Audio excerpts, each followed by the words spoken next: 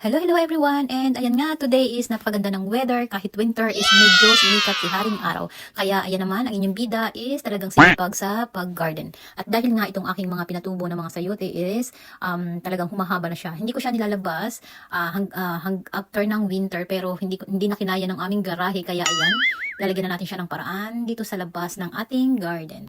Usually nga is mga month of September ako nag-i-start nitong gumawa nitong aking garden, pero ngayon nga is yung aking mga sayote is umahaba na talaga and mas maganda kung sa lupa siya nakatanim. Kaya ayan, pagbigyan na natin at gawin na natin itong ating garden. Ang una nga is naglagay lang ako dito lang 4 na sa kanto para pagapangan or palapala nitong ating mga sayote. Ayan, tingnan niyo naman yung aking mga sayote, super haba na ng mga branches niya yan. Ayan oh.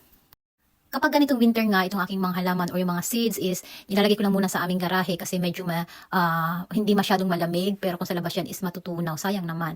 And then ayan nga, dahil hindi pa tapos ang winter pero ilalabas ko na kasi 1 month na lang din naman, so hindi naman siguro matutunaw yan kasi madami na siya, mahaba na yung kanyang mga galamay dyan. Ayan, gumawa lang ako dyan ng pala-pala para siya dyan gumapang para mabilis siyang mag-grow. Kung mapapansin nyo, itong aking mini garden is wala pa masyadong tanim dahil nga winter. Siguro mga after 1 month is pwede na tayo mag-start dyan maglagay ng mga pang summer or pang spring na mga plants or ating mga vegetables.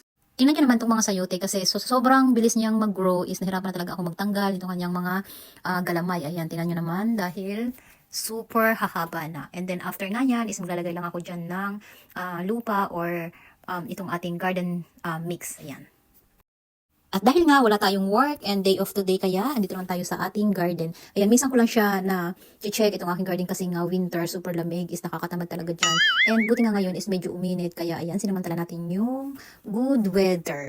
And sana is hindi matunaw itong ating mga sayote dahil 1 month pa bago matapos ang winter dito. So abangan natin yan kung makakaligtas ang ating mga sayote. And ayun na guys, thank you for watching. Hope you like it and please don't forget to share and follow na din and see you again later for my next videos. Bye-bye!